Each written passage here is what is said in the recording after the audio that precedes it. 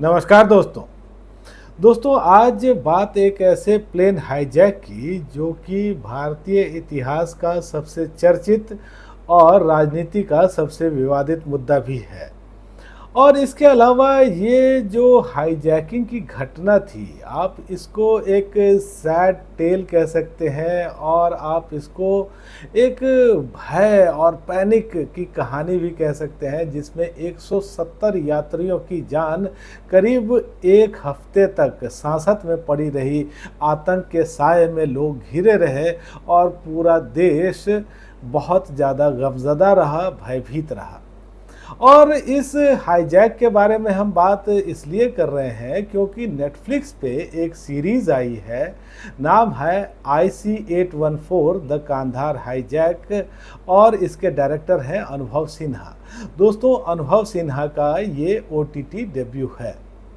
दोस्तों, मेरा नाम है रितेश और मेरे चैनल पे आपका स्वागत है। यदि आपने अब तक मेरे चैनल को सब्सक्राइब नहीं किया है तो ज़रूर ही कर लीजिएगा, क्योंकि वेब सीरीज़ और मूवीज़ के रिव्यू के साथ साथ आपको यहाँ मिलती है OTT की दुनिया की हर जानकारी। और इस सीरीज़ की कहानी बहुत हद तक रियल कहानी से मिलती जुलती है और ये घटना है दिसंबर 1999 की, जबकि काठमांडू से उड़ा हुआ एक प्लेन हाईजैक कर लिया गया।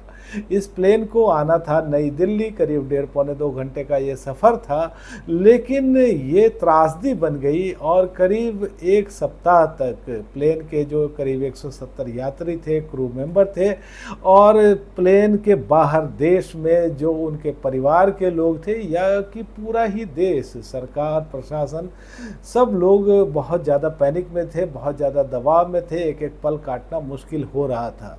प्लेन के उड़ते ही कुछ लोगों ने उसको हाईजैक कर लिया और उसको लेकर के इधर उधर जाने की कोशिश करने लगे। प्लेन में फ्यूल कम था, तो पहले उसकी लैंडिंग हुई अमृतसर में, उसके बाद फिर उसको लाहौर लेके गए, फिर उसको दुबई लेके गए और आखिरकार इस प्लेन को लैंड करवाया गया कांधार में, जहां फिर बातचीत शुरू हुई भारतीय सरकार से। हालांकि ये जो निगोशिएशन का प्रोसेस था ये भी बहुत आसान नहीं था और सरकार के लिए भी एक बहुत ही मुश्किल डिसीज़न था कि किस तरह से वो बात करें, और हाईजैकर्स के जो डिमांड्स हैं वो बहुत ही लंबे चौड़े हैं, तो उसको किस तरह से पूरा करें। तो उसके बाद फिर बहुत बातचीत के बाद 3 आतंकियों को छोड़ा गया, जो कि बहुत ही दुर्दांत आतंकी थे और बंद थे भारतीय जेलों में। लेकिन शायद सरकार ने ये सोचा कि आतंकियों को तो चलो फिर भी पकड़ लेंगे, लेकिन जो हमारे लोग फंसे हैं, जो 170 निर्दोष लोग फंसे हुए हैं प्लेन में, उनको बचाना ज़्यादा ज़रूरी है। तो इस तरह की कहानी आप इस सीरीज़ में देखते हैं।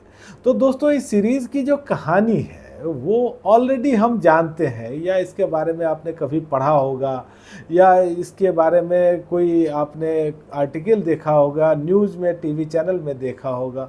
और रिसेंटली इसकी बहुत चर्चा भी हुई थी, क्योंकि इस घटना को अब हो चुके हैं 25 साल।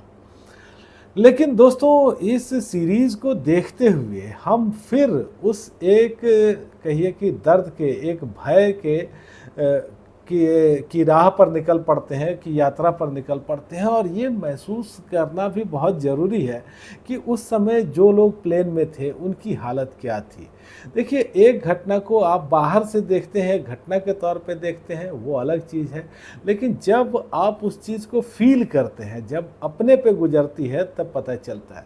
तो यहाँ भी वही बात है। इस कहानी को जैसे जैसे आप देखना शुरू करते हैं और इस परिस्थिति में, इस चीज़ में आप फंसते चले जाते हैं। और सीरीज़ की अच्छी बात यह है कि जैसे जैसे इसके एपिसोड आगे बढ़ते जा रहे हैं, वो इंटेंस होते जा रहे हैं, बहुत सारी चीज़ें सामने आती जा रही हैं। और यहाँ जो आप देखते हैं कि किस तरह से ये एक मुश्किल वक्त था। जो लोग प्लेन में फंसे थे उनके लिए तो था ही कि भाई उनको न खाना मिल रहा था ढंग से, न पानी मिल रहा था, आराम करना तो दूर की बात है, कुछ लोग बीमार थे, और इवन हालत ये थी कि टॉयलेट वगैरह पूरा ही जाम हो गया था, लोगों का बैठना दूभर हो रहा था। और उसके बाद 4-5 लोग ऐसे हैं जो बंदूक ताने सिर पे खड़े हैं।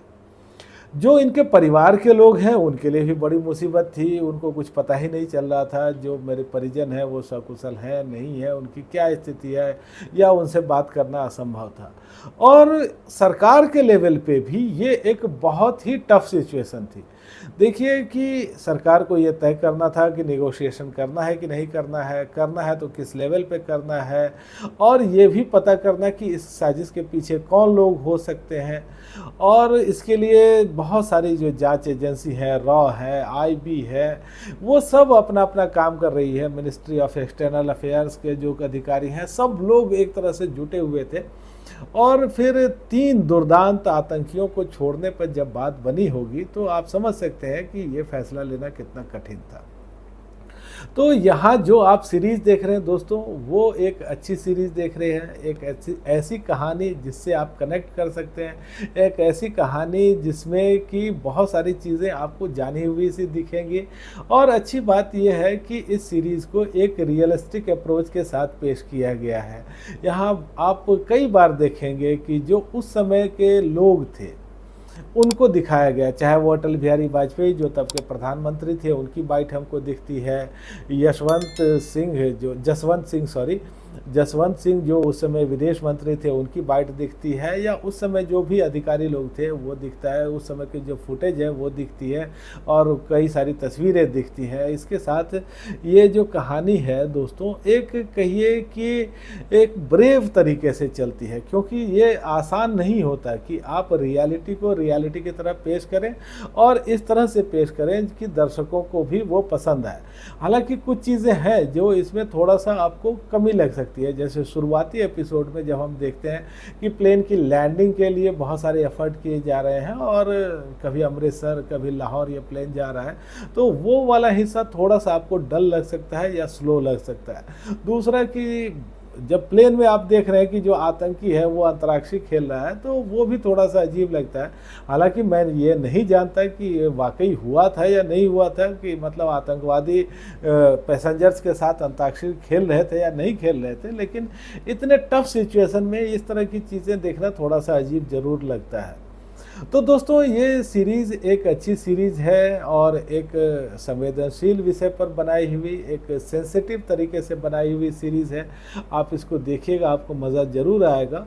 और इसमें सबसे ख़ास बात यह है कि बहुत सारा यहाँ आपको स्टार कास्ट दिखेगा, बहुत लंबी चौड़ी स्टार कास्ट है, बहुत सारे कलाकार हैं, अलग अलग रोल में हैं और सारे कलाकार बेहतरीन हैं, एक से बढ़कर एक हैं। अब यहाँ नसीरुद्दीन शाह हैं, यहाँ पंकज कपूर हैं, यहाँ विजय वर्मा है, आदित्य श्रीवास्तव हैं, कुमुद मिश्रा है, और आप देखिए कि दिया मिर्जा है, पत्रलेखा है, और कुछ नाम तो मतलब ऐसे हैं कि आप मुझे देख के ही बताना पड़ेगा, इतना याद रखना मुश्किल काम है। कंवलजीत सिंह है, मनोज पाहवा है, दिव्येंदु भट्टाचार्य हैं, यशपाल शर्मा है, सुशांत सिंह यहाँ आपको दिखे हैं एनएसजी के चीफ के तौर पे, लेकिन थोड़ी देर के लिए दिखे हैं, अनुपम त्रिपाठी हैं, और राजीव ठाकुर जिनको कि आपने कपिल शर्मा शो में देखा होगा, वो भी यहाँ एक अलग रोल में दिखे हैं। और उनको देखना भी अच्छा लगा है कि एक व्यक्ति जो लगातार कॉमेडी ही कर रहा था, उसको चलो एक अच्छा रोल मिला है। और देखिए दोस्तों, यहाँ एक चीज़ से भी और मेरी आपत्ति है, वो है जर्नलिज्म को लेकर के। यहाँ आपको दिखता है कि एक जर्नलिस्ट है, वो अपने हिसाब से सेंसेशनल हेडलाइंस या आर्टिकल लगाना चाहती है, एक एडिटर है जो उस पर ब्रेक लगाना चाहती है, और ये चीज़ें जिस तरह से दिखाई गई हैं शायद अखबारों में ऐसा होता नहीं है, क्योंकि कोई भी न्यूज़ आर्टिकल कैसे लिखा जाएगा, उसको किस तरह से प्रेजेंट किया जाएगा, क्या नेशनल सिक्योरिटी की जो चीज़ें हैं उस पर ध्यान दिया जाएगा, या कोई ऐसी बात न निकल जाए जो नेशनल सिक्योरिटी के खिलाफ हो, उसको कॉम्प्रोमाइज़ करती हो। इन चीज़ों का बहुत ही ज़्यादा ध्यान रखा जाता है। कोई जर्नलिस्ट ये नहीं चाहता कि वो अपना नाम छापने के लिए कुछ ऐसी इन्फॉर्मेशन लीक कर दे जो लोगों की सुरक्षा से कॉम्प्रोमाइज़ करती हो या देश की सुरक्षा के लिए ठीक नहीं हो। तो ये वाला पोर्शन भी मुझे लगता है कि थोड़ा सा अनफिट है कहिए या मिसफिट कहिए, यहाँ लग रहा था।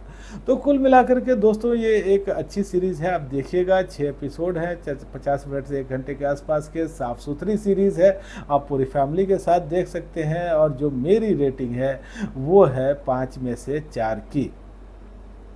तो दोस्तों आज बस इतनी ही बात। आपको ये रिव्यू कैसा लगा मुझे कमेंट करके बताइएगा, और आपने अगर ये सीरीज़ देखी है तो भी मुझे बताइएगा आपको कैसी लगी। धन्यवाद।